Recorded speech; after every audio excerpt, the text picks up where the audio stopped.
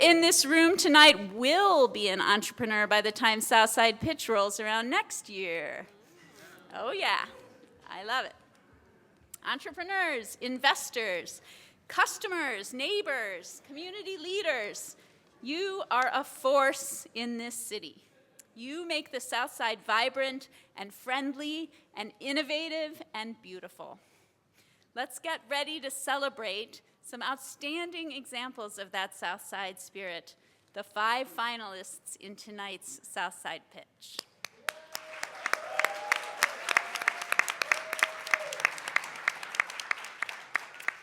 I'm Beth Krieger, the director of the IJ Clinic on Entrepreneurship, your hosts for tonight.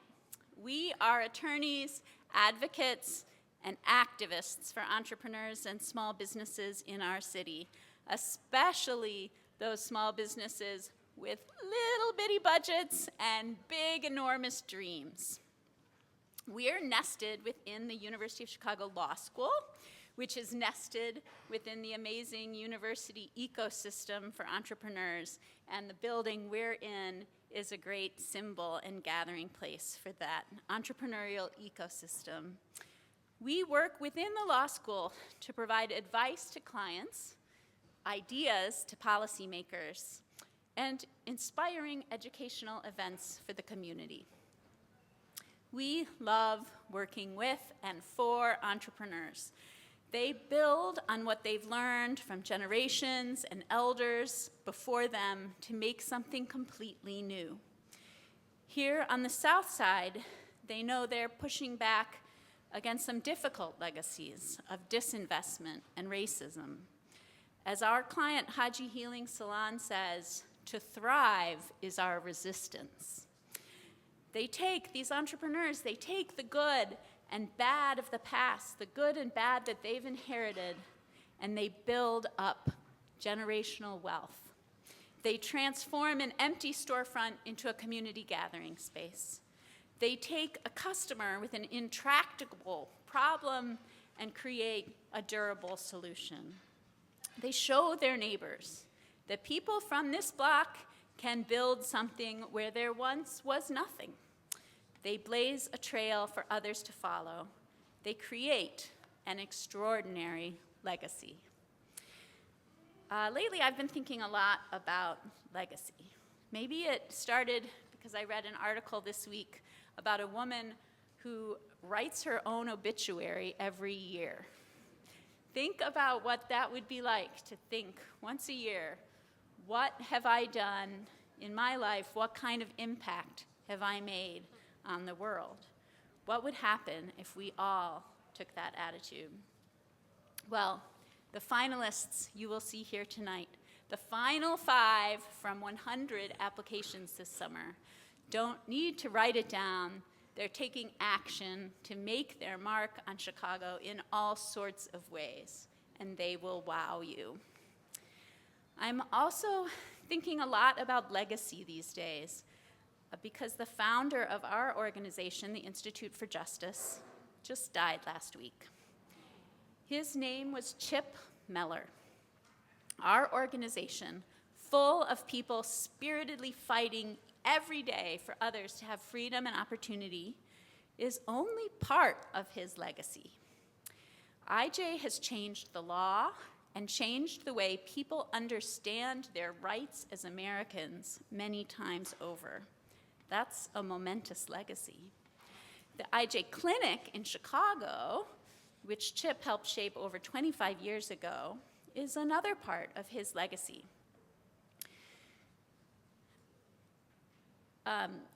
When we started, a local law clinic inside a law school was not anything IJ had done before. But Chip had the entrepreneurial spirit to take a new direction as long as it fit the mission and served a need. Chip had a huge, visible, world-changing legacy. But he also left a legacy that lives on within me, a little legacy, a Beth legacy. Chip taught me to remember each day that entrepreneurship does impact the community in so many ways by creating jobs, by building community, by serving customers. And it's terrible for the community when entrepreneurship is squashed. But we should never forget, this is what Chip reminded me, never forget that entrepreneurship is also an individual person's dream. The personal freedom to imagine something new and to have the power and the path to turn that vision into something real in your own community, to pursue that kind of happiness is a freedom worth fighting for, even if it didn't come with all that other good stuff like jobs and community wealth building. At the IJ Clinic, we will continue to build up our legacy, a continuation of Chip's legacy.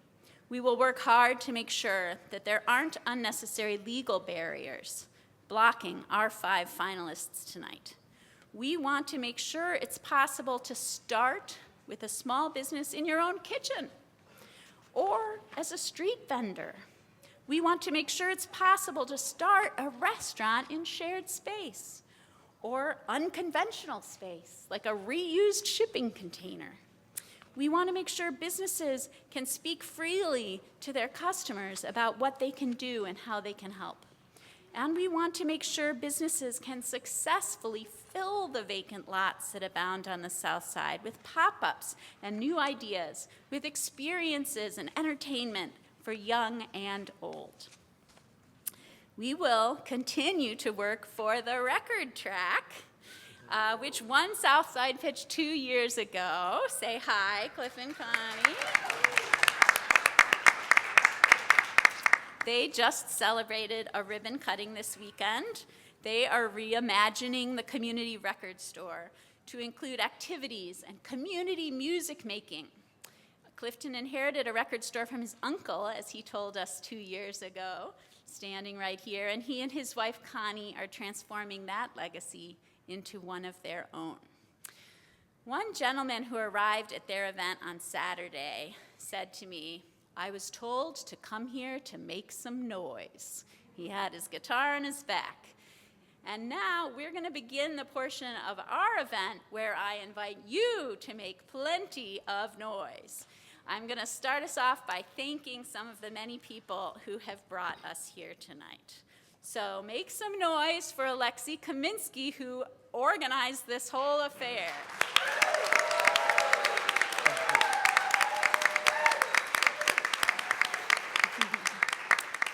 I also want to thank and acknowledge some of our extended IJ Clinic family. First, coaches. They gave up their Saturdays to make sure the entrepreneurs you'll see here tonight are at the top of their game. Please stand and wave if you're a coach who's here tonight. They're scattered through.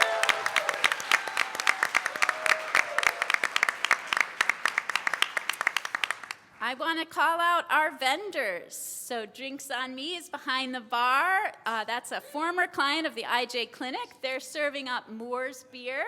Moore's was a former winner of the Southside Pitch. And woo! And Wild Blossom Mead. Wild Blossom is a lovely tasting room that is a client of the IJ Clinic. You should try out their beautiful space and their beautiful beverages around 95th and Ashland. The catering, amazing catering tonight was provided by Lizzie J's Cafe, another former client of the IJ Clinic. And the folks running around with cameras and all sorts of organized thoughts, keeping us looking good, I hope. Our designers, which are not a client, but definitely part of our family, including Lauren Amos, who's one of our premier coaches and supporters for Southside Pitch.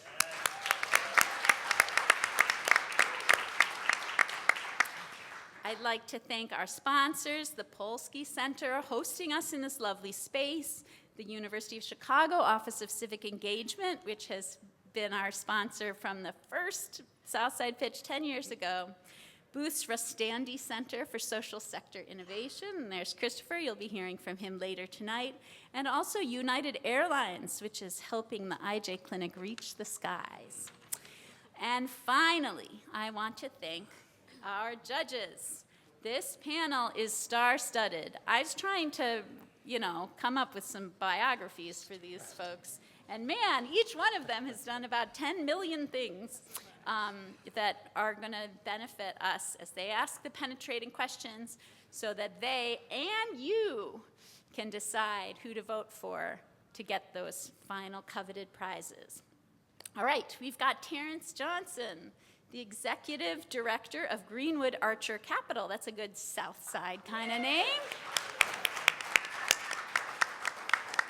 His resume and knowledge go deep with roles in the city's Department of Planning and Development, Harris Bank, Prudential, and PwC. Richard Jones is a returning judge at Southside Pitch. He's our veteran judge. He is the Airport Ops Supplier Performance Senior Manager, did I get that? With United Airlines. As he told us when we first met, his job is to listen to and evaluate sales pitches from businesses aspiring to work with United. He was doing that this very day. He's built his skills for analyzing the proposals and continuing quality of small business suppliers from days working even in procurement for the Army and Air Force and up through the ranks at United Airlines. Amor Montes de Oca is the Strategic Initiatives Program Manager at M-Hub, focusing on incubating businesses in manufacturing and climate-friendly areas. She has led efforts to mentor entrepreneurs in many different organizations over the years, including Illinois Women in Cannabis and 2112. And finally, Brittany Robbins founded Gray Matter Experience in 2016 to lead young people through the entrepreneurial process.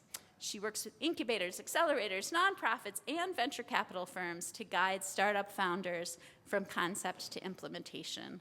So I'm in awe. Help me thank this panel of judges.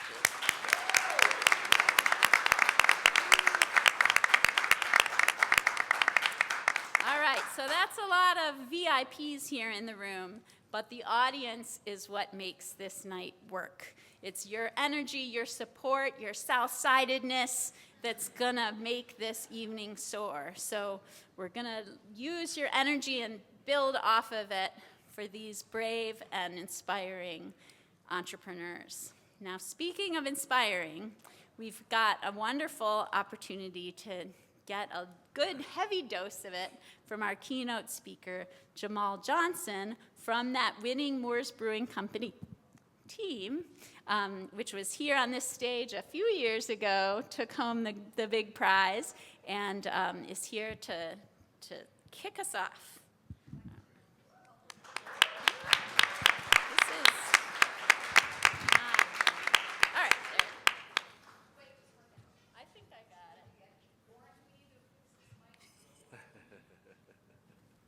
Good evening, everyone. Good evening, distinguished guests and judges and entrepreneurs and members of the incredible Southside community. My name is Jamal Johnson. I'm co-founder and CFO of Moores Brewing Company and winners of the 2022 Southside Pitch. Thank you.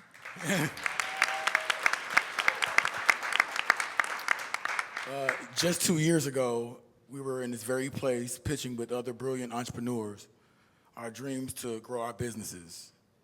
We were extremely proud and grateful for that experience because not only because we won the $10,000, but it helped shape us and guide us in other pitches. So it really prepped us for the future. So thank you, IJ Clinic, for that. It's an honor to be before you today. I'm a little nervous. This is literally my very first ever keynote speech, okay? So I'm not...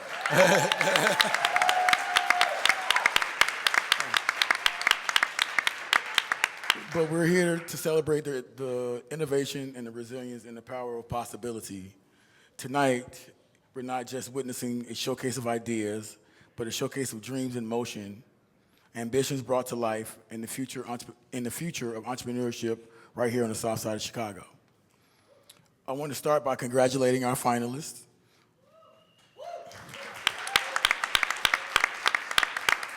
and every entrepreneur in the room, whether you're pitching tonight or supporting someone from the sidelines, you are part of something bigger than any one competition. You're part of the Southside legacy, a legacy of boldness, determination, and progress that has shaped the community for generations. The Southside is rich with history. The streets have been home of some of the greatest minds, artists, leaders, and innovators of our country. From jazz to civil rights, from Harold Washington to Barack Obama, the Southside has always been a place of brilliance, and tonight is no different. When I think of the Southside, I think of the grit and grace of this community. I think of the creativity that has pushed the boundaries and have rewritten the rules of industry. This is a place where challenges are met with solutions and dreams are not only dreamt but lived. The spirit of entrepreneurship is embodied in our DNA, and tonight we're here to honor that spirit.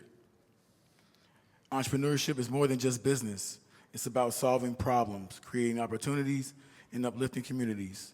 It's about seeing a need and having an idea for a solution and making it real. It's the courage to step out and take a risk, even when the odds are stacked against you.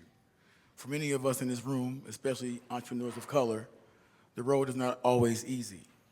We face systemic barriers that others never encounter. Access to capital, networks, and other resources that are challenges that seem insurmountable.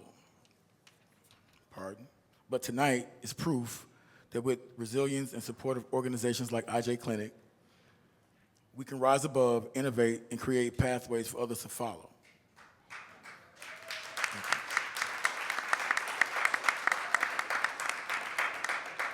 The power of entrepreneurship lies in its ability to transform lives, not just the lives of the entrepreneurs themselves, but the lives of everyone they touch. When you create a business, you create jobs, invest in the community, and become a leader, being a shining example of the next generation and showing what's possible, and that's powerful. To the finalists tonight, let me say this. Your ideas matter, your voice matters, and your businesses matter. You are the change makers with the power to reshape the narrative of what success looks like on the South Side of Chicago. You are the future of this community. The risk you take today and every day will open doors for others tomorrow, and that is why you cannot afford to give up.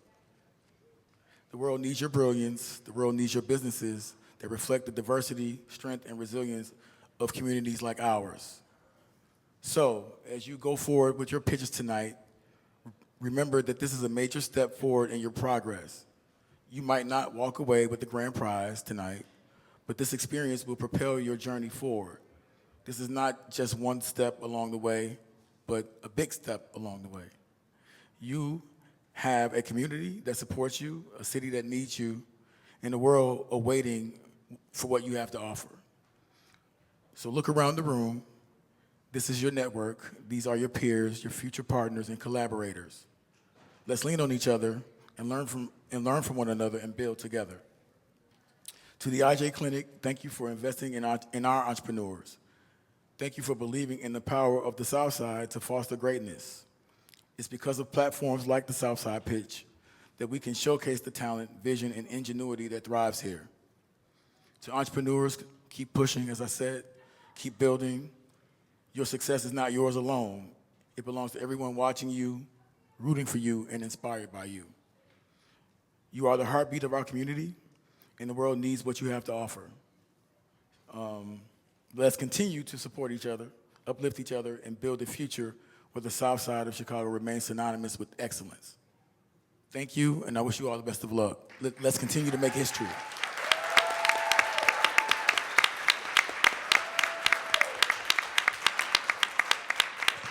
Yes, folks, now is the portion of our evening where we can make some noise. How's everybody feeling tonight?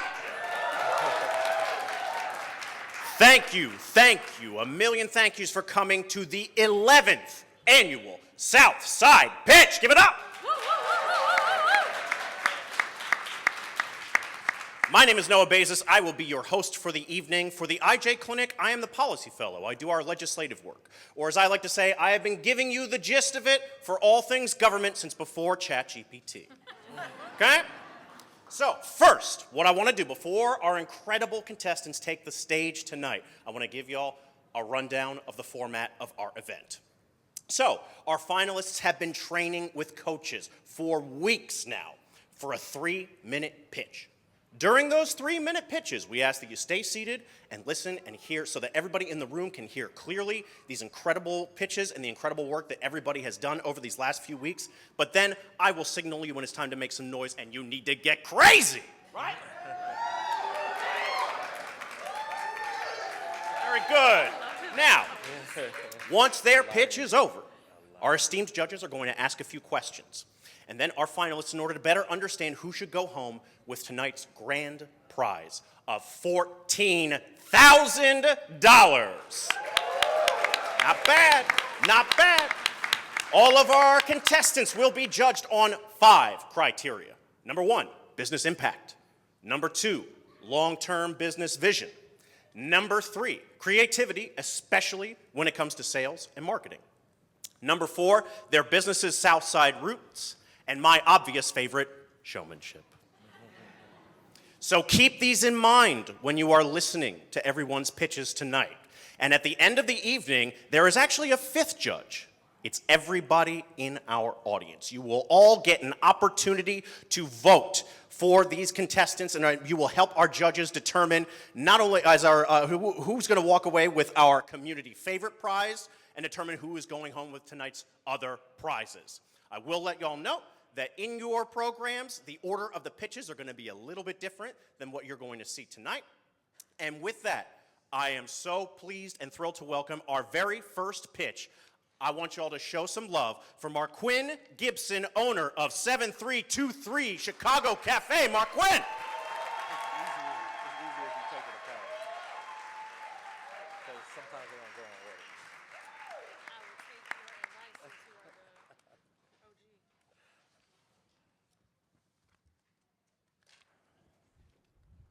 Save this for part of the pitch. Wait till that's ready.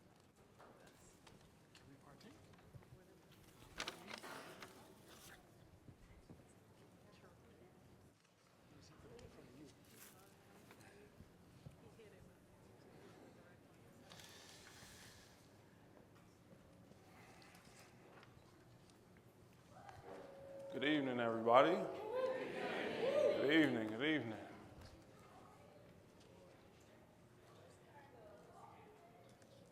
All right.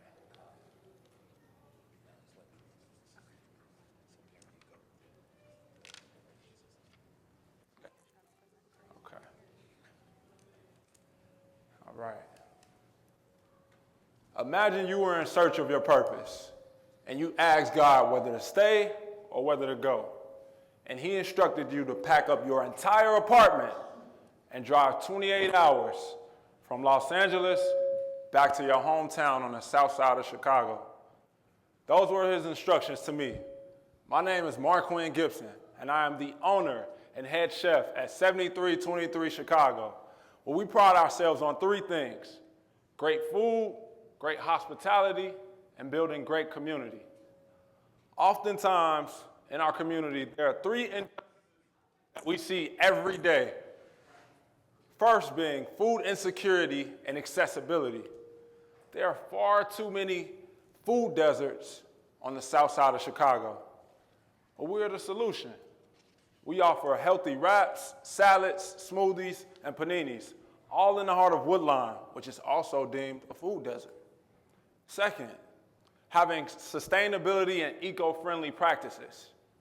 The cafe is a 20-foot shipping container converted into a small kitchen that I had the joy of building out myself with the help of my grandfather as well as my cousin, who's a general contractor. There are over 11 million shipping containers abandoned worldwide. We're just one. Why can't we have 10? Also, we partner with an app called Too Good To Go, where we donate all of our loose ends, all of our produce at the end of the week. We donate those things to the homeless, college students, or those who are simply just on a tight budget for the week. Thirdly, food education. At the cafe, we pride ourselves on partnering with other guest chefs and other small businesses that come in and we introduce other types of cuisines, whether that be Caribbean cuisine, Thai cuisine, or just brunch on a Sunday. Funny story. There was a guy who came to the cafe a couple days ago, and he asked for a head nod. For those of you who don't know what a head nod is, it's one of our gourmet paninis, and it features oven roasted chicken breast, avocado, green apple, Roma tomato, all these great things, garlic aioli. And he goes, hold the avocado. I said, wait. If you try this panini with the avocado and you don't like it, I'll make you another one right now on the spot. He obliged, and he enjoyed it. What's the purpose of that story? It was a teaching moment, not just for him, but for me. And that moment, I realized what that 28-hour drive was for. I was on a faith journey and a food journey to come back and instill that knowledge into my people, which brings me to the name of the cafe itself. I'm paying homage and an ode to my great-grandmother, who was born and raised on the south side of Chicago, as well as in my childhood home. There's a picture of me and her 30 years ago. I'm showing my age. It's crazy. And so with that, when we win the Southside pitch, we want to invest these funds into commercial-grade equipment. You're not giving the money to me. You're giving it to the community that surrounds me and impacts me. So we want to use those funds to obtain commercial-grade equipment, bring in another young person who's excited about being a barista and want to introduce Americanos, espresso, all these great things when it comes to specialty drinks. And that gives us a chance to extend our profitability as well as our business hours. So the next time someone asks you, where is 7323 Chicago Cafe located? I want you to let them know that we're nestled in a park at the intersection of Woodlawn and Marquette, but we're also nestled in the heart of the community and of the people. Thank you.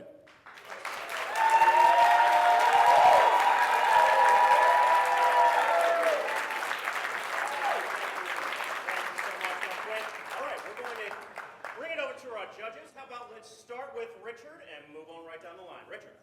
First up.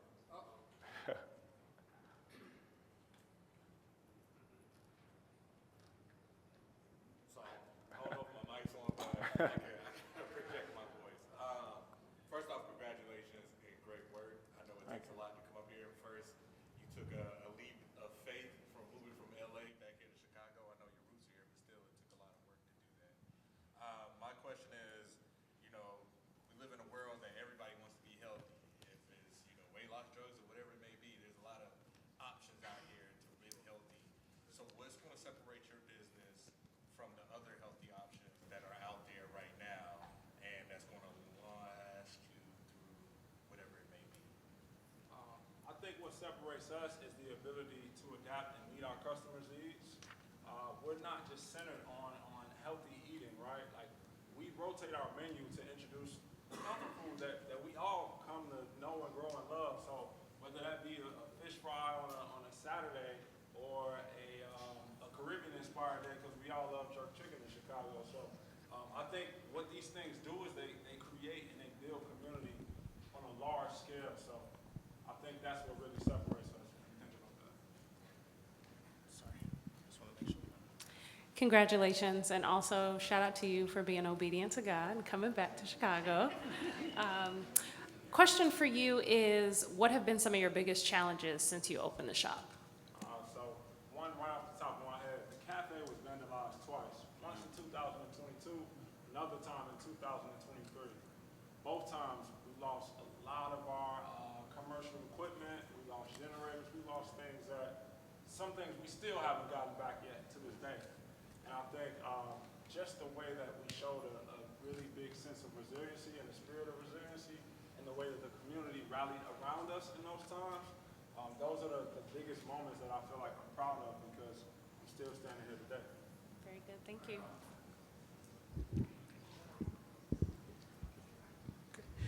Congrats on making it this far. Question for you is, first, I'll commend you on being forward-thinking as you just getting started with the business and already looking forward to expanding product offerings and providing more to the community. You mentioned, bringing in someone a barista to do some specialty drinks and things like that. How would that impact your bottom line as the business grows? As the business grows, I think it will make us very profitable. So For example, let's say someone comes in and we're selling 50 cups of coffee a day at about $3.25. 50 cups a day, $3.25, you're looking at $162.50. You multiply that by 2 days, you're looking at about $325. And that's just on 2 days. So if we multiply that at about, let's say, 4 weeks, that'll be roughly almost $1,200 or $1,300. By 12 months, that's 15 grand that we didn't have. If we bring in someone, and that's just operating and selling 50 cups of coffee on 2 days, not 4, not 5, not 6. But I think it's something that comes in and it creates a direct impact in our profitability, and it also gives us a way to be able to afford another staff member or somebody that we bring in, because now we have the profit to offset the cost of labor. Thank you.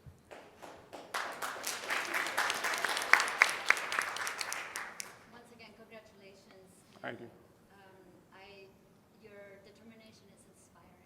Thank you. My question to you is, what milestones do you plan to achieve in the next 6 to 12 months? In the next 6 to 12 months, I look forward to more collaboration. I think that's really where my heart lies. In the spirit of collaboration, something I've been trying to do over the past year, but things have been difficult, is just create a rotating menu for the fall, right? Like now we're moving into a new season. And so I like to really listen to my customers and what it is that they want. A lot of people want soups. They want things that are more hearty. And so I've been in the kitchen and in the lab with other friends of mine, other chef friends, just kind of curating new recipes around that. So I look forward to introducing something like that over the course of the next 6 months, as well as, like I said, just partnering with nonprofit organizations, as well as going into schools and trying to reach the youth and doing some cooking demonstrations, whether that be with juicing, preparing food, whatever it is. So that's what I look forward to. Thank you. Awesome. Ladies and gentlemen, let's give it up one more time for Mark Quinn at 7323 Chicago Cafe. Thank you. Next up, don't stop clapping. Next up, I want you to give it up for Amanda Matraj and Rendell Solomon, the co-founders of Inherit. Mic check, mic check, mic check, mic check. I'm not breaking out in a freestyle, guys. How you doing, judges? The bright lights. Are we all set? Excellent. Who remembers Lion King? Of course you do. It's a classic tale about a young lion cub who's forced to flee his homeland, returning years later and has to fight his uncle to reclaim the land that his father Mufasa had promised him. Now, what was the lesson? If Mufasa had used Inherit to organize his affairs, Simba would not have had to go through that terrible ordeal. Sad. Fighting over what to do with Big Mama's house when she passes away, from the furniture all the way down to the photo album. I'm Rendell Solomon. I'm Amanda Matraj. And along with Aston Hayes, we're the co-founders of Inherit, a web application designed to make life organizing and estate planning affordable and accessible. My passion is financial inclusion. I've worked at a billion-dollar black-owned investment firm. I left. I also started a nonprofit to give away stock to kids on the south and west sides of Chicago, okay? Now, during that journey, I've noticed that we always talk about wealth creation, but we do not talk enough about wealth preservation.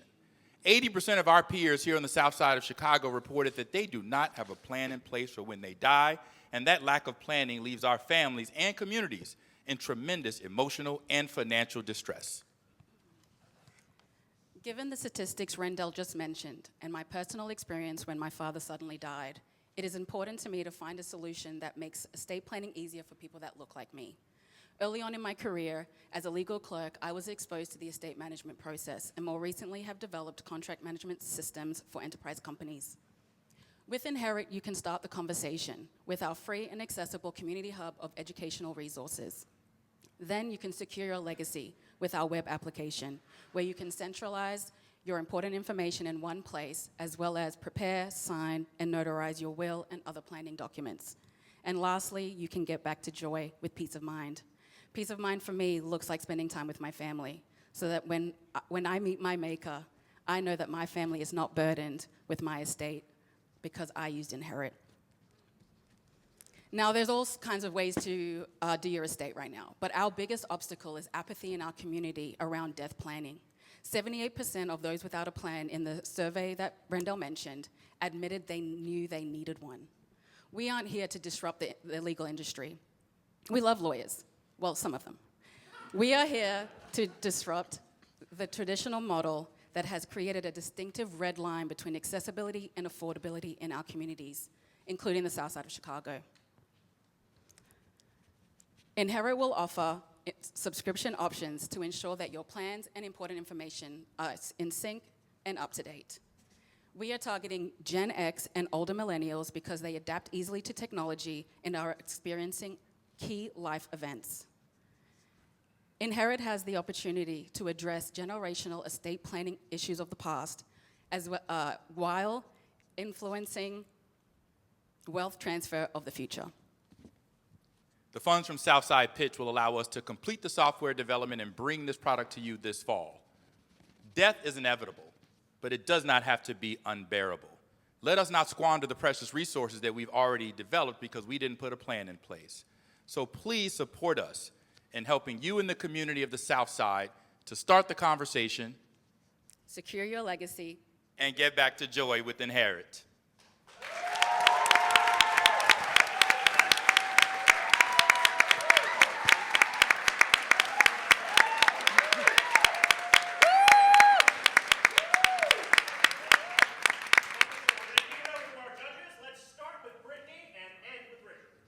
Fantastic. Great pitch, you guys, and great solution to a really big problem that our community sees. The question that I have for you is, you mentioned one of the biggest challenges is apathy from the community, and so I know you're targeting Gen X and older millennials. What is your marketing plan to reach this demographic, and how do you think you're going to get through to them to get over that apathy hump? Excellent. Thank you for that question. Well, first, let's note that that target is dealing with the estate planning issue in both directions. So that's the power of it. I'm a fairly new father with a 2-year-old, but I also have an aging grandparent. So there's a tremendous opportunity to target that group, not only for the legacy that they're leaving behind, but for the legacy that they are right now. So we have a multi-tiered marketing plan right now. Part of it is B2B2C. So we're going to talk to the wealth advisors, the insurance agents, the people who are already interacting mostly with that group, real estate agents, in the areas where we can get to them and insert Inherit as the product. On a direct basis, we're going to go straight to our network and sit down with them. We're going to use social media and outreach, and we're also making it more about community and just having the conversations around the table that we haven't had before. Very good. Thank you. Thank you. Again, congratulations on making it this far. Likewise, definitely an issue from a lending perspective as we do community development. One of the things that keeps some of the commercial corridors and things on the south and west sides of the city is the lack of planning. When some of these legacy businesses, when the owners age out and there's no one there to take it on. I guess the question that I've got is, so the grant would potentially get you to launch, but with a lot of tech type businesses, a lot of the spending comes after that in terms of reaching your market. What is the plan after launch has happened in terms of reaching that market that you're targeting? So you'll be the first stop. Absolutely kidding. Absolutely kidding. No, we're. I'm not kidding at all. Literally not kidding. Exactly. But no, we are in the middle of a $250,000 fundraise, friends and family, for our business right now. We have $47,500 committed, $20,000 in the bank already. So if we get to the 250, we'll be able to do a lot more work. Congratulations. Thank you. And you can be a friend and family as well.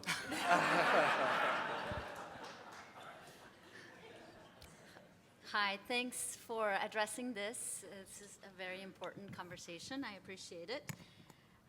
Can you talk to me about your team? What makes your team the right team to lead this innovation? That is a great question. So there is myself, Rendell, and Aston. Aston runs our marketing. She has extensive experience with marketing. My experience is in legal tech. So I started my career early as a legal clerk at a law firm. I focused on wills and probate at the time. So I've been exposed to not only facilitating an estate, but also witnessing our clients go through that trauma and that turmoil, especially when wills are not in place. And then more recently in the US, I've developed and built contract management systems, and so I've been able to use that expertise to kind of streamline and automate the estate planning solution within our platform. Okay. And you probably noticed neither one of us are lawyers. That's okay, guys. This is a technology company. But we do have an entire legal team behind us, supporting us and managing that aspect of the process. Okay. Can you talk to me about your connection to the South Side? I'll go. My granny migrated from the South during the Great Migration and started here on the South Side. I was born right over on 61st in Indiana. This is probably not going to help in this pitch, but I probably spent my most formative years on the West Side. I'm not gonna lie. I'm 290 through and through. But I currently reside in Bronzeville right now with my family. Amanda lives in Roseland, and Aston lives around the corner from me in Bronzeville. So we love seeing the development in the community, but what we recognize is that, as was already mentioned, every home, every business, the person who owns it is going to die, sadly. We know that, we just don't know when. And so what we want to make sure of is that every single business that's owned by someone on the South Side remains with someone in our community. I'll tell this last story. Christia Donaldson of TGIN was a really good friend of mine. It's a beauty care company that she started, I believe, 12, 13 years ago. Sadly, she passed from cancer about 2 or 3 years ago. It's a multi-million-dollar brand that's distributed in Walgreens, Target, Ulta, Sephora, and everywhere else. And I drive past that sign on 35th and King twice a day, picking up my little baby from daycare. And I get a little emotional every time I see it. But it's a positive emotion because that business passed to her niece, and now it's being run by her sister. And that is a multi-million-dollar black hair care company started by a black woman, and if she didn't have a plan in place, that business might have faltered. That is the connection to the South Side. Thank you. Thank you.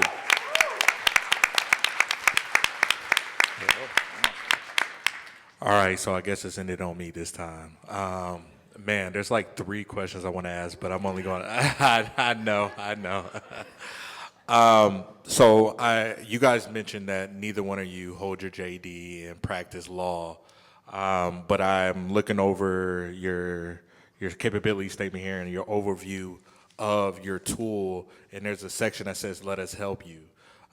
Some of these documents are going to have notary services involved and additional legal services.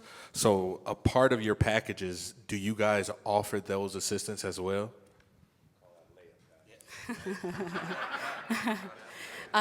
Short answer, yes.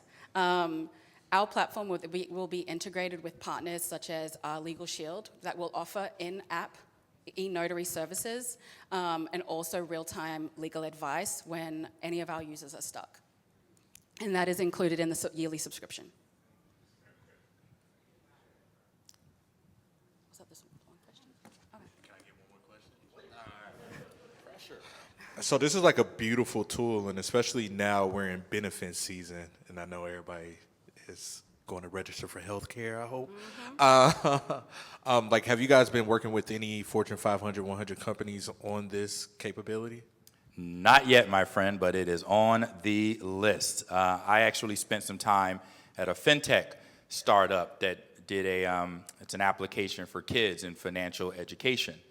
And that was part of the business model there. And so I've definitely been giving thought as the person focused on the sales side of the business. We all are, but I spend all my time on it, is how do we partner with corporations, Fortune 500 companies, as you said, that could have Inherit be part of their package of benefits white label. But again, because we're launching the beta right now, we're not prepared for that full conversation. But it is definitely on the list. And so after I get enough money from Terrence, I'll be coming to you to talk about United and putting Inherit on its benefit plan. All right, we done here? My hip is killing me.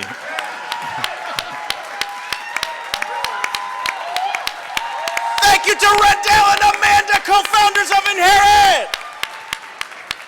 Yes, please give, next up for our next pitch, please give it up for Daniel Will, the owner of Daniel's Test Kitchen.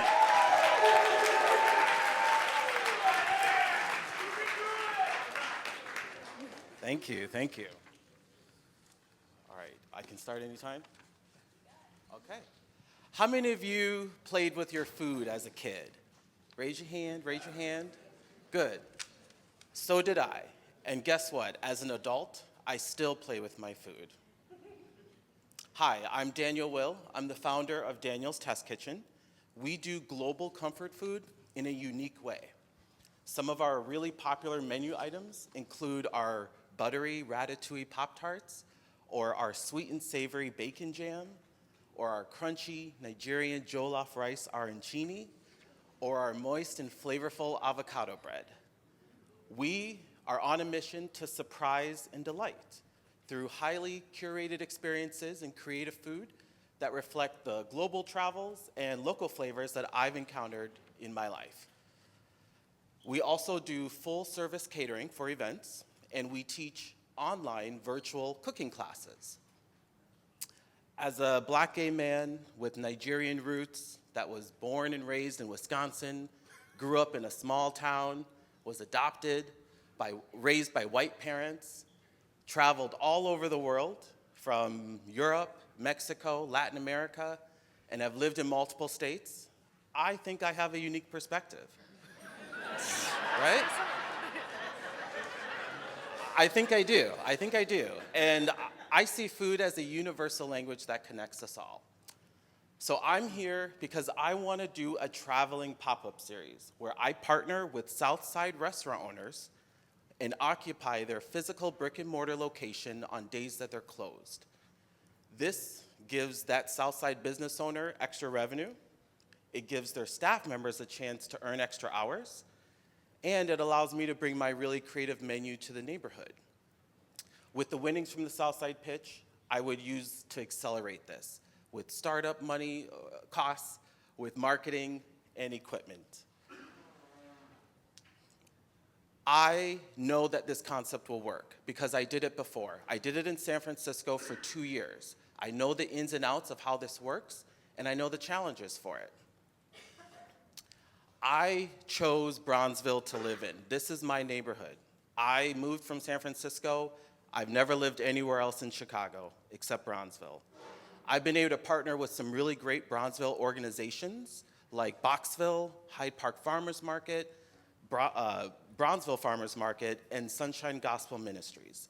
We also hire locally when we do events. I did a pop-up in Woodlawn, and I hired staff from the neighborhood. They walked right to the venue. Talk about an impact. Listen, food and cooking is my entire life. It is my therapy, it's my joy, it's my passion. It makes me want to dance. It just makes me happy. So come on and join me as I make an impact on the South Side, helping South Side business owners, bringing my creative, fresh menu to the neighborhood. Thank you.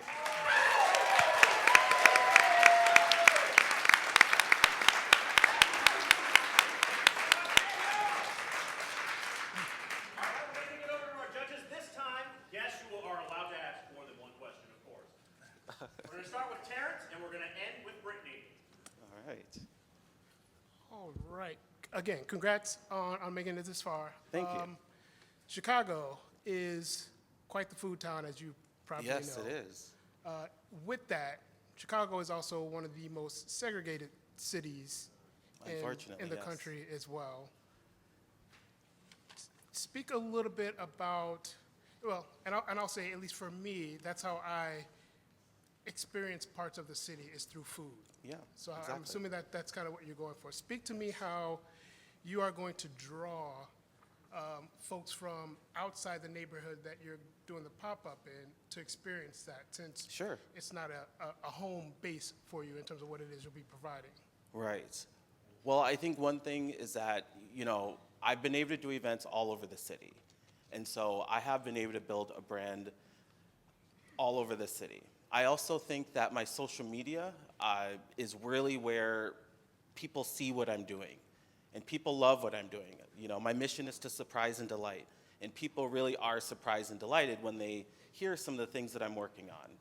And I think that, as you said, I think Chicago's a really big foodie city. And so people are curious. And friends and people have come who don't live in the South Side down here because of events and things that I've done. And so I think that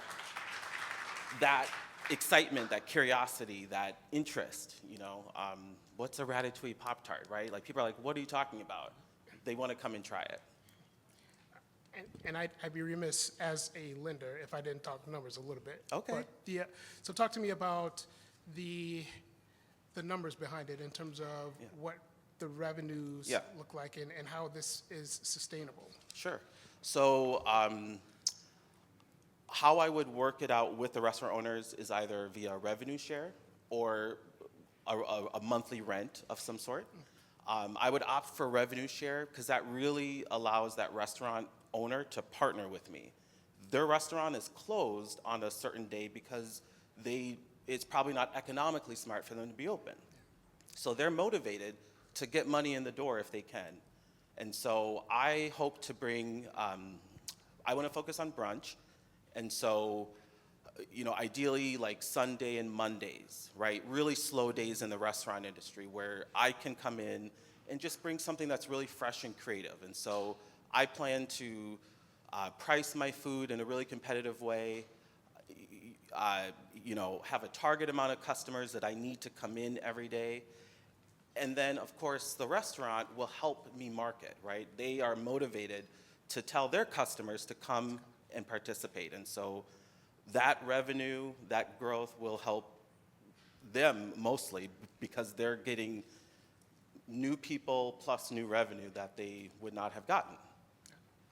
Thank you.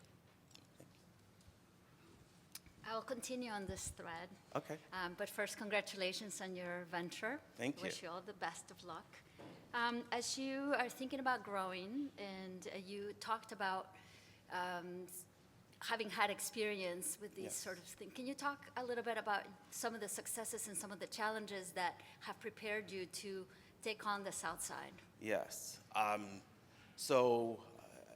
definitely, have learned how to do this operationally and logistically, right? I'm moving from place to place.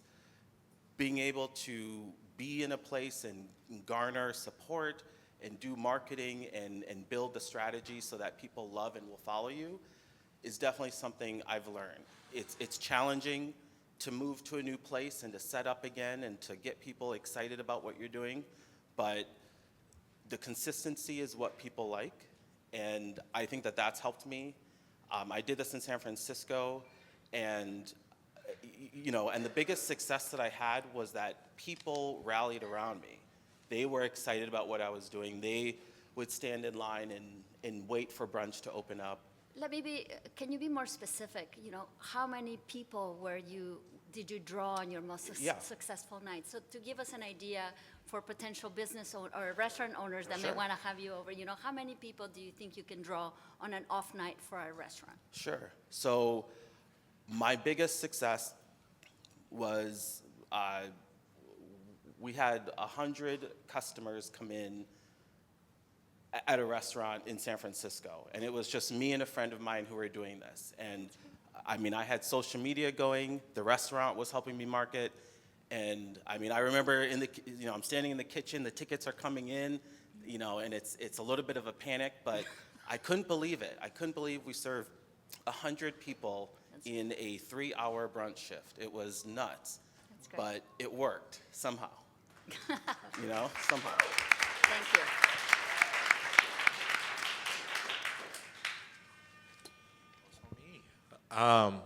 Congratulations. Thank you. So when I'm thinking about like a restaurant owner and you guys are partners in this. How do you choose who to work with? And it's two parts because, you know, your business model may conflict with another business's model as far as, hey, I want to come in and sell jerk chicken, but I'm a vegan restaurant. So how do you choose who to work with? Yeah. Well, I definitely look at restaurants that are anchors on the South Side, right? You know, I'm being pretty diligent about what places I go after. I'm also looking at places, of course, that are closed on certain days that I can go to. I love the seasonality of menus and doing different menus at different places. So if there's a vegan restaurant, I've cooked vegan, and I feel pretty confident about it. But I really try to choose a restaurant that has not similar food, but their own kind of calling that I can maybe work off of. Awesome job with your pitch. Thank I you. was really looking forward to trying some of this food tonight because you've had me salivating since I watched the video. But thank it's all you. right. It's all right. Thank I'm you, gonna find thank you. you. I'm gonna find you at your next pop-up. Yes, find me. My question, I have a couple of them. The first question is, as you are sort of interviewing restaurants to use as your space and location, what is some of the pushback that you've received from the owners of the restaurants, if any? Yeah, like I think, you know, there's a natural concern of, you know, of someone using their space, right? Making sure that you treat it well, that you're not gonna mess up anything, that you're not gonna kind of disrupt their business. And, you know, I've always mentioned that I'm first here to respect your space and just to amplify your space. I also think that, you know, of course a business may change their hours and their days and things that they're open, but, you know, I've always been pretty flexible. If, you know, if they want to change or if something comes up, you know, ideally we're partners, right? So we're in sync with each other and we know, I'll know if something's changing, I'll get advance notice so that I can prep and you know, update my people and be prepared for it. Awesome, thank you. Do I have time for another or no? Okay, my last one is just, what are your future goals for the business? In 5 to 10 years, do you still want to be doing pop-ups or is there an ultimate goal with your model? So my ultimate goal is to open a brick and mortar so that I can give back to up-and-coming chefs like me that are doing what I'm doing now. Very good, thank you. Okay. Thank you. Thank you, Daniel Will of Daniel's Test Kitchen. Friends, I need you to help me give a warm Southside welcome to our next pitcher. This is Demetra Crowder Allen, the founder of Econofy. Demetra!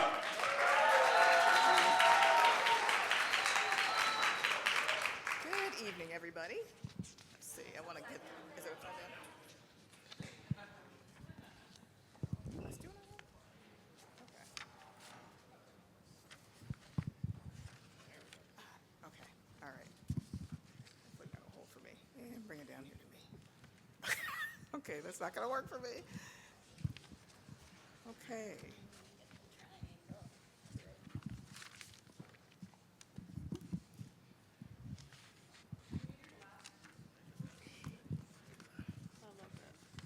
Okay, thank you.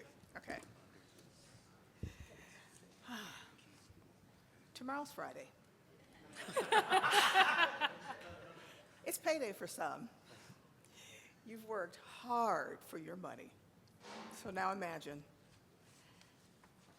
you have to give up a chunk of your hard-earned money just to cash your check. You might say, check cashing? Who cashes checks anymore? Well, $11 billion is still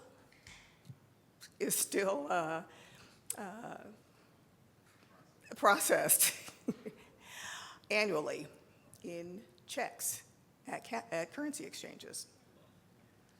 $11 billion. So, why? Because if you have no other resources, then this is unfortunately the route you have to take. The higher the check, the higher the fees. Community banks, meanwhile, you would think they're the institution that would be able to help the most. However, they're also struggling. Why? Because they, too, have concerns of fraud, their outdated technology, they don't have enough tech staff, and as a result, they're concerned about fraud. So they have to be very cautious with how they handle their funds. I'm sorry.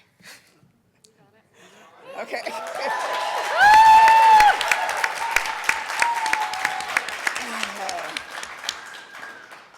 So, high fees are not the only issue. The other issue is trust. My Aunt Maggie was one of those people. If you, I am so sorry.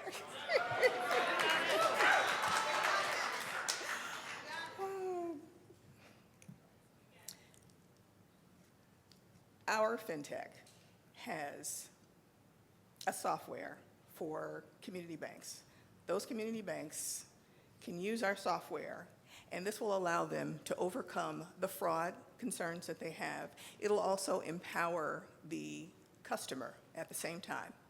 It'll give the customer an opportunity to be able to walk into a community bank and cash their check, because now the community bank has the technology that they need in order to be able to support a transaction.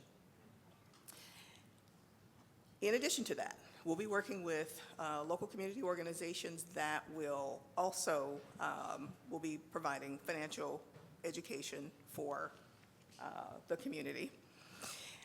Our team is made up of some amazing people that are software developers. They are familiar with economics and cybersecurity. I am an accounting manager, and I am also strong in operations. We have a lot of work that we're trying to do with the community in order to bring our product to life, to help to bridge the gap between the community and community banks. Thank you.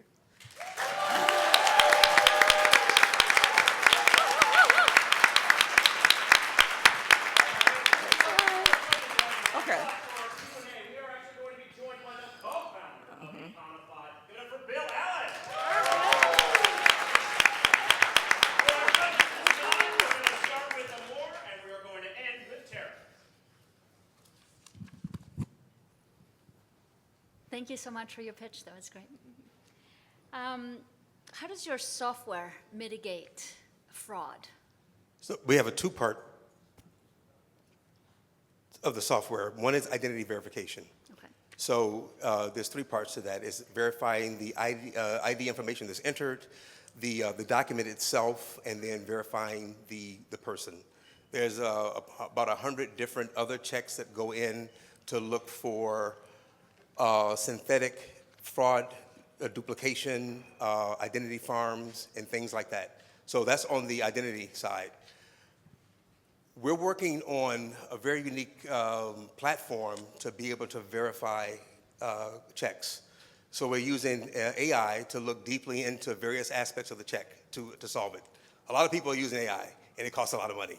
So the cool thing that we're doing is that we're using extremely large language models in a thin layer to train small language models in an agentic workflow that we've developed. So we're able to constrain costs. I'm going a little deeper in answering your question, but it's how we do it, it's what we're doing, and then how we do it. Thank you. Congratulations. First, you did a great job. You did a great job. Don't stress. So we live in a world of tech nowadays, and there's a lot of digital apps out there for cash transactions. And you mentioned community banks, especially the community banks within the area. How are you partnering with these community banks to sustain these customers and create checking accounts with them potentially? So what we're doing is we're looking at using our fraud prevention products that allows community banks to now open their tellers to the unbanked and underbanked. Across the U.S., there's 46.5 million adults that are unbanked and underbanked. These are customers that community banks are not capturing today. They're going to check cashing stores, payday lenders, wherever, and they're spending a tremendous amount of money. Our plan is to pivot that money into a bank. So a bank would charge a fair price to cash the check. We have some thoughts and processes on what we're talking with them about. They then have the opportunity of qualifying that customer, that person, as a customer to create a new account for them. So it becomes not only an opportunity for new revenue, but it's lead generation for them to open accounts with new customers. So just another point on that. So we're looking at your 300-meter target for your company. Like your goal is to basically work with the community banks for them to pay you as far as your payments, as far as charging the customer? Could you restate the question? I'm not sure I understand. Okay, so you mentioned about not charging the customer for the paycheck cashing, or? If I said that, No. that's what I'm if trying I to. said that, that was Yeah. completely in error. No, because So I'm trying to think about like your financials and where you're going to like generate revenue for your company. Today, we're looking at the full platform, identity verification and check validation being put into a bank. Community banks are constrained by three things. They lack technology and innovation, they lack staff, and they really don't have a lot of money. So what we're going to do is be their technology partner. They use our platform, and what we're asking for is 20% of the revenue that was earned from the fraud prevention of check validation and identity verification. So we create partnership opportunities, and essentially it's a chance for new revenue opportunities for the community bank, but for them to be able to better serve the communities that they're in. Great presentation and congratulations. It's a great problem to tackle, so I'm glad to see that you guys are working on this. I might have two questions, but the first one is, do you have any competitors? And if so, how are you differentiating yourselves? Companies that provide software to community banks, our competitors are the big guys. It's FIS, it's Fiserv, it's Jack Henry, it's Finestra. The way we differentiate ourselves is that we're actually looking at creating revenue earning platforms for community banks. They will provide loan origination, they'll provide all these other things. None of them are providing a way in which unbanked and underbanked individuals can come into their bank and use their tellers. Additionally, because we've seen the impact of the loss of community banks in the communities that we grew up in, Inglewood and Roseland respectively, we know the impact of the loss of that. And whereas large organizations are going to have a templated piece of software they sell everywhere, we have unique understanding of the community and the challenges that the community banks have faced. So if I had to put terms to it, we're using product innovation, we're using design thinking so that we can actually be immediate at solving their problems. Very good, thank you. And my last question is, if you have had an opportunity to talk to the banks about adopting your software, what is some of the feedback or pushback that you've gotten from the banks? We've had about 20, 25 conversations.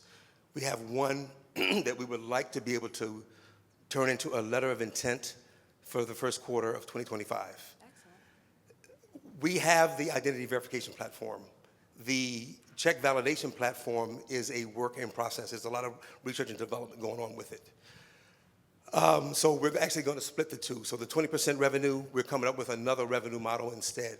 We'll probably do a per a per verification subscription, but with some interesting back-end tracking and monitoring of the identity that has been going on. Forgive my voice. Thank you. Congratulations, and you did a good.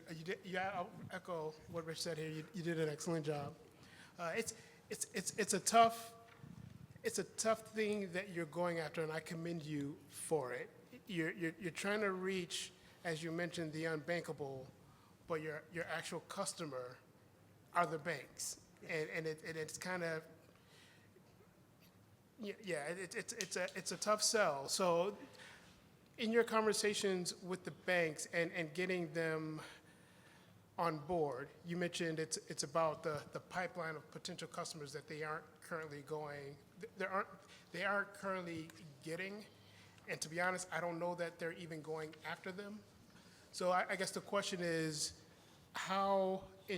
what is the value proposition that you are able to sell to them? Is it based on numbers? How are you getting them to listen and potentially, because it's going to be them that's going to go after those folks, I'm assuming. It is unfortunate that the unbanked and underbanked are invisible. They're invisible to the large banks, the middle tier banks. Yeah. They're invisible to community banks. There's been a contraction in the community bank space, about 13,000 in 1990 to about 4,200 today. A lot of reasons. Some of it is perhaps not being immediate enough to the community. Because they lack technology innovation, people are going to Chime, people are going to Greenwood, people are going to Chase for their services. What we're doing with our product is creating an opportunity for a bank to earn revenue. So again, we're B2B. Initially when we created this, it was a B2C. But we said, this is a huge pool of people. How do we get that? We need partners in which to do this with. Who has a vested interest, who has a desire to be a partner in this, someone who needs to make money. These banks will either get closed or get bought out if they don't come into a space where they can compete. Essentially what we're doing is we're creating a platform where every community bank can be Chime, okay?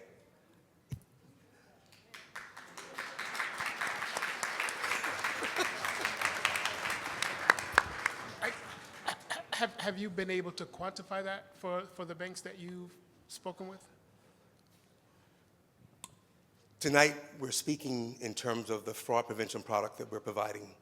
We have 2 other verticals that we're working on that have a TAM 10 times bigger than fraud prevention. The other is a lending platform.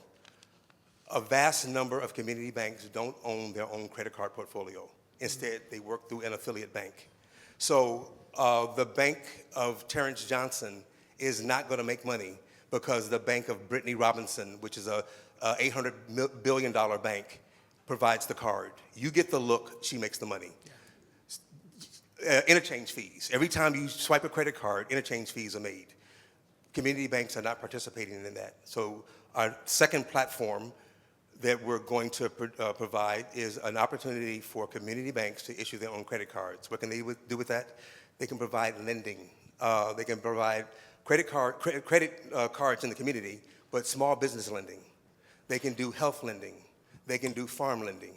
So this is the huge monetary aspect. In 2022, the TAM for interchange was $195 billion. Thank you. Oh, was that everybody? Oh, I'm sorry. Hey, can I say one thing? And this is a bad joke, but pitching ain't easy. Pitching ain't easy, okay?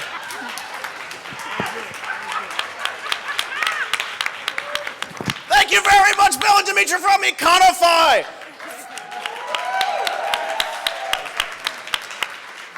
Friends, I'm very sad because we have come to our final pitch of the evening. I know, it goes fast. However, I am absolutely thrilled to welcome Dominique Llewellyn, the owner of Napoli Happy. Dominique, take it away!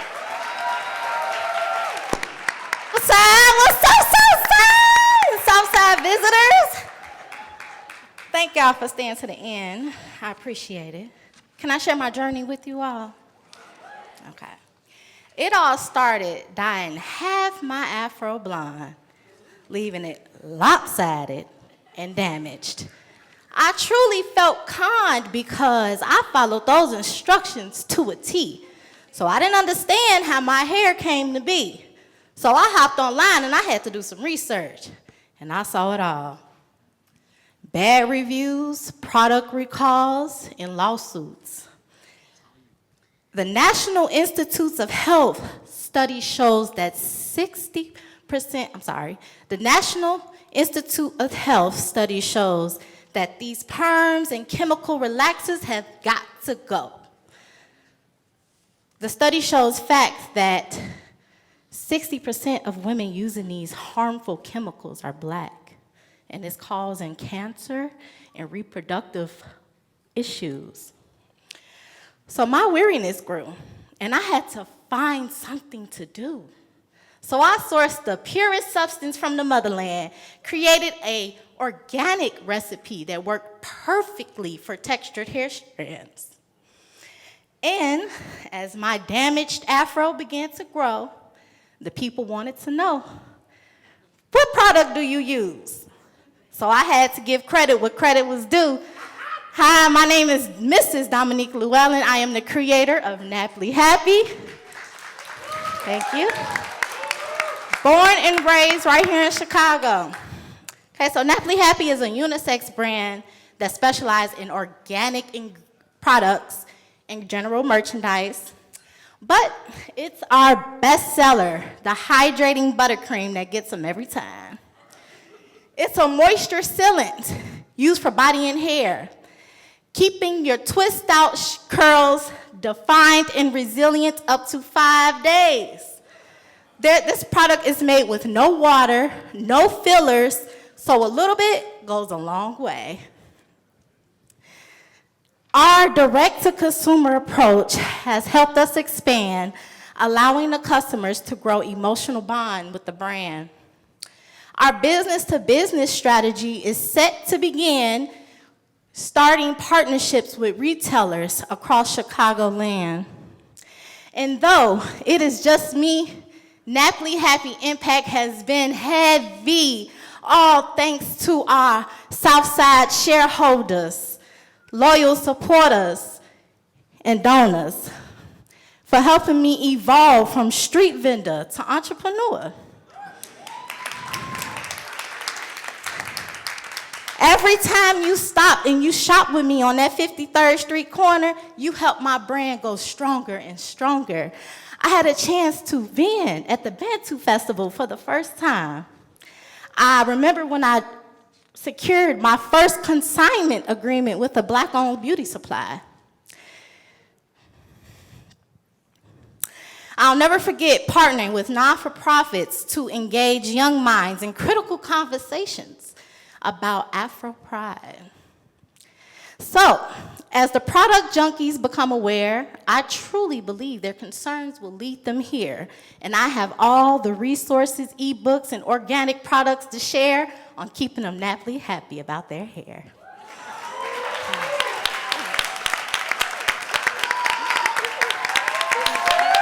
Thank you.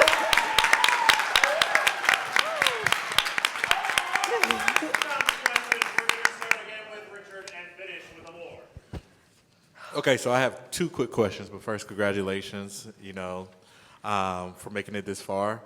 My first question is, currently, how many employees do you have? Is it just you? It's just me, Okay. but my impact is heavy. Hey, amen. So with that being said, you mentioned B2B, and it's just you. So what is going to be your current lead time on the product and getting it to these businesses? So right now, the plan, my main focus is getting our manufacturing under control. So I am partnering, I'm doing an analyst, I'm looking at manufacturing that does it for me. And so I'm feeling like that may be the best fit for me. But of course, it's still my recipe, my ingredients, you know. Awesome. Great presentation, and I love the rhyming. That was really good. The product is great. It feels great. It smells great. My question is, how are you differentiating yourself? There are 20 million now Black-owned hair care brands and body butters and Yes, it is. all of the things. How are you setting yourself apart from the competition? So not only are we putting out raw organic, so no harmful preservatives, no water in the product, it's quality product, but we are also reframing the mind behind textured hair. And I believe that is the key that's missing with these other products. They're not teaching people how to love themselves and love their hair and work with their hair instead of trying to change it. So yeah, that's me. And one follow-up question, can I ask how you are educating your consumer base on the hair? Yes, so I have ebooks. I have 3 ebooks currently. How to use the product, how to go natural and gain confidence with your natural hair, and more about the brand. Thank you. Mm-hmm. Congratulations. The packaging looks nice. I dig it a lot. So a couple questions. It sounds like you're using a co-packer and a manufacturer to produce your product? I'm sorry, can you repeat that? It sounds like you're using a co-packer or manufacturer to produce and package it for you? That is the plan, yes. So currently, you're doing this All by hand on right me, now? yes, it's a Got home-based it. business, yes. Are there any local folks that you're looking into in terms of the co-packing piece? Yes, Life Organics. I've reached out to them, and yeah, we will see. They're on the south side? They are not South Side, but they're in Chicago. They're in Chicago. I'm kind of kidding, just kind of. And then last question, just a personal one. What you got for me? What I got for you? Yeah. You can have my display one. Thank you. The model one. Congratulations, Dominique. Thank you. My questions are on your cash flow. How are you planning to manage cash flow to secure, how are you planning to manage cash flow and secure funding to scale your business? Well, the South Side pitch has definitely got me ready to start pitching. Thank you to the coaches. But how do I plan? Can you ask the first part of it? You're trying to grow from your kitchen to, scale your operation. So how are you managing cash flow? Do you have enough sales now to project your growth? Are you looking for funds to be able to get to the next level? And if you are, what are you doing to get to that, get those funds to grow your business? Oh, honest. Okay. Yes, I do need the funds. I am looking for capital. So right now I am, like I said, I'm doing pitches, and I'm, of course, working my brand at special events, a lot of networking that I'm doing with the community. So yeah, I feel like our future is bright. Okay, thank you. One follow-up to that point. It sounds like you've been at farmers markets and things like that. Yes. Do you have an estimate in terms of how much have you sold so far? Yes.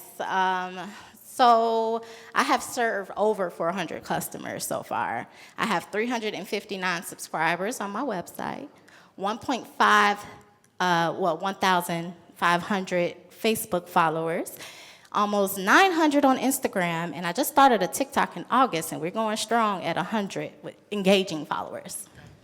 And revenue? And revenue, our profit margin sits at a 65.38%. And our average sale net is $40.40.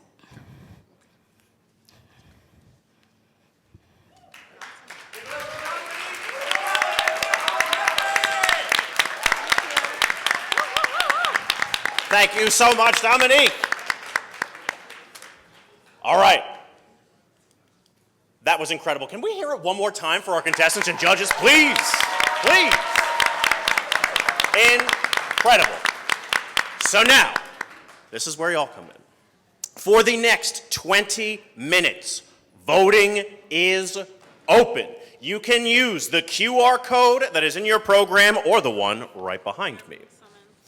This will take you to our Google form, and you will score each finalist from our form, and your score will directly impact not only who goes home with each of our placement prizes, but the community favorite who will go home with an additional $1,000. I shall return when the results are in, but in the meantime, please, get another drink, have another bite to eat, and carefully consider and make your votes, and I will return and we will together celebrate our winners from the 11th annual South Side Pitch. Thank you all very much. Thank you, Noah. The votes are in. Are you ready to know how the judges voted tonight? Remember, that includes you, the audience, here at the Polsky Center. Tonight, all of our South Side Pitch finalists will go home winners, each receiving a cash prize. But before we reveal the awards, we have a few people to thank and recognize. So our South Side Pitch sponsor, once again, we have United Airlines, the Rustandi Center for Social Sector Innovation, University of Chicago Office of Civic Engagement, and the Polsky Center for Entrepreneurship and Innovation. One more time, let's hear it for tonight's caterers, our former clients of the IJ Clinic. We got Lizzie J. Cafe and Catering with Jamie Gilmore, chef owner, and you can visit Lizzie J. at Time Out Market Chicago in Fulton. Drinks on Me, featuring beer from Moore's Brewing. And thanks, Jamal, for that amazing, inspiring speech to kick us off. And then I don't know if any of you got to try that Wild Blossom Meadery products, but that's made from honey that they cultivate themselves, and they're also a client, and they are also, they're open many times, but there's Open House Chicago this weekend. Some of you may know about that, and they're participating in that, so you might go check them out. And then I want to thank our judges again.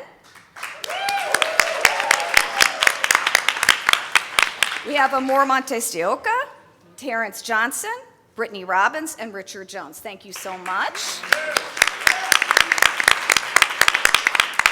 And our IJ Clinic team, you got to meet Beth, who was our director, who kicked us off this evening. And Noah, our amazing MC. Amazing. And Alexi, who is our operations and community relations coordinator. A big appreciation to Alexi for his outreach.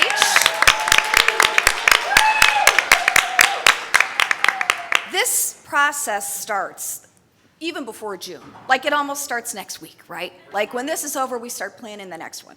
But he had to do a lot of outreach to community organizations on the South Side to attract more than 100 applicants to apply, businesses to apply.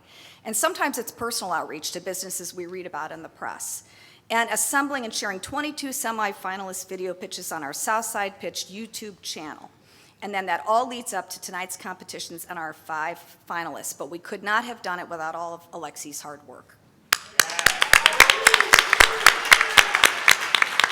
And IJ Clinic is part of a larger organization, the Institute for Justice, and we're lucky to have Kate Woods here tonight helping us out with some of our photography.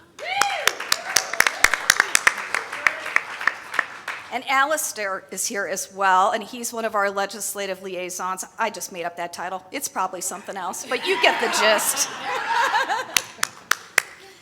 And then again, thanks to our coaches who thoughtfully listened to our 5 finalists, first in a one-on-one coaching session a few weeks ago, and then in a group session this past weekend, providing invaluable feedback leading up to the competition. And it wouldn't be a Southside Pitch without our finalists. They have been a joy to get to know during the coaching sessions. They have shown true community spirit, cheering each other on and acknowledging this special opportunity to participate in Southside Pitch as representatives of the awesome entrepreneurs we have on the South Side.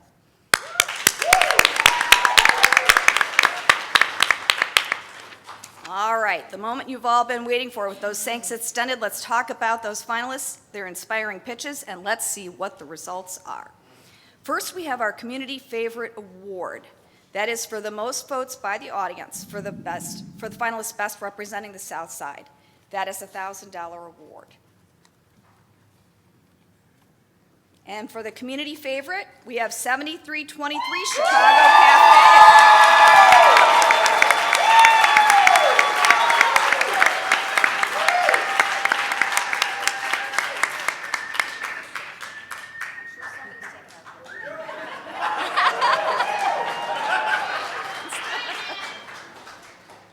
All right.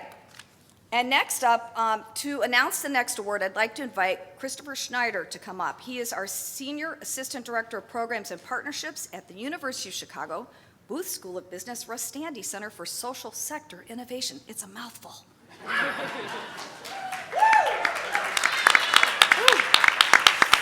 So, good evening, everyone. Those were some terrific pitches. Can I get a witness in the room tonight? Yeah! So as Kathy said, my name is Christopher Schneider, and I have the joy of serving at the Rustandi Center for Social Sector Innovation at the Chicago Booth School of Business. And we are Booth's social impact hub, where we aim to develop the people and practices with the potential, there's a lot of P's in that, to make the world more equitable and sustainable. So in my role, I get to build bridges and relationships between our students and alumni and the work and context of social impact right here in Chicago. And before I get in the word, I really just want to tell a quick story about a student that represents this work of bridging to create impact. So Mabel Shue came to Booth with pretty standard expectations for her time at business school. She thought she'd go to consulting or banking, but sort of on a whim, she sent out a message looking for people who were interested in food access and food policy. She got noticed by a student at the Harris School for Public Policy. And they ended up going through our Social New Venture Challenge to create Southside Market, which I know some of you in this room are connected with and work on. And it's a community-owned micro-grocery store and cafe that will soon contribute nutritious local food options in the greater Chatham neighborhood. And look out, they're 80% done with construction, so they might be opening up pretty soon here. So at Booth, we label this as social entrepreneurship, but what I've seen from being at Southside Pitch, basically every year except one since 2017, is that Southside businesses don't need the label social entrepreneurship to distinguish entrepreneurship with a social mission. Entrepreneurship is a social mission and creates social impact on the South Side, creating and sharing wealth against unimaginable challenges and doing it sustainably. And that is the legacy and witness and beauty of the South Side of Chicago. And as Beth noted in her intro, businesses on the South Side are pushing back against these difficult legacies of disinvestment and racism. They took the good and bad that they've inherited and build generational wealth. They thrive. They take a customer with an intractable problem, and you saw that tonight, and they provide a durable solution. And it's this legacy that I believe our MBA students stand to learn from. So despite this, I have the unenviable task of choosing one of these terrific businesses to award the Rustandi Center's Social Impact Award. And this award goes to recognize an entrepreneur here tonight that embodies the vision of making the world more equitable and sustainable. And after I announce this award, I hope you'll connect with the Rustandi Center, sign up for our newsletter, chat with me after this event. And also, if you're a small business owner, I want to plug the opportunity of the Polsky Small Business Growth Program. Isra, are you in the room here somewhere? Go talk to Isra. Go do their program. It's fantastic. And grow your business so that you can join that legacy. So without further ado, I will get off the stage and announce that the winner of the 2024 Rustandi Social Impact Award is 7323 Chicago Cafe!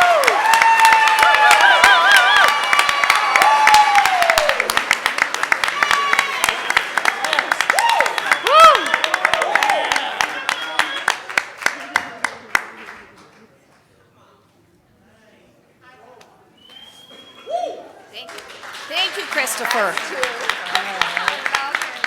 Fantastic. All right. It's getting tense here, I know. Okay.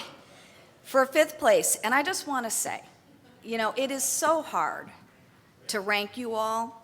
You're all winners in our book, and we've seen the growth from the coaching, and we hope the key thing you take away tonight besides the money is the love and joy in this room, and just know we've got your back, okay? So for the 5th place award, Napoli Happy Dominique.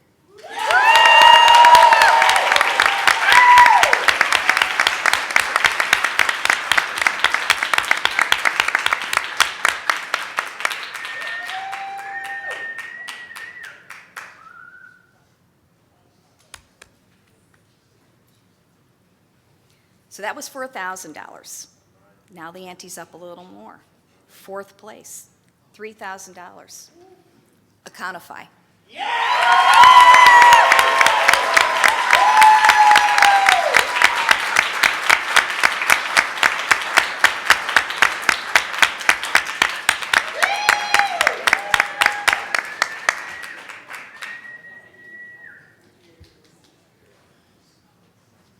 All right. Now we're at 3rd place, and the award this time is $6,000, and it's Daniel's Test Kitchen.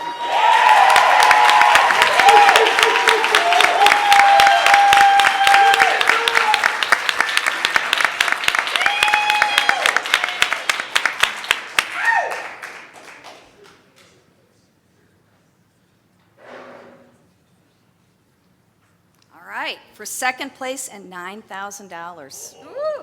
Let's hear it for 7323.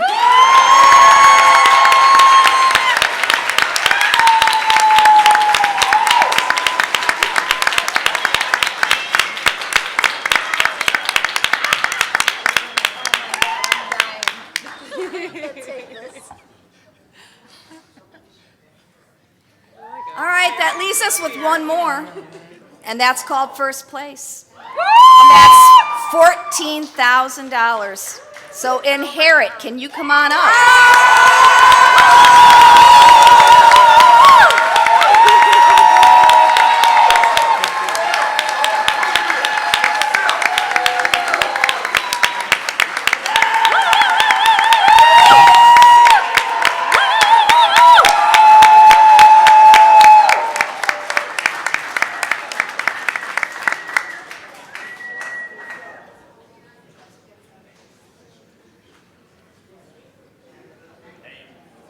Well, thank you so much. That was really exciting. And I got to say, thank you for coming. We love celebrating the South Side with you. We'll see you all again next year, including those of you we hope were inspired tonight to take the steps to launch your own business and join us up on stage. But until then, good night.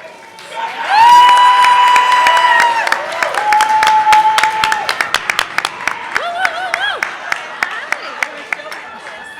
job, guys.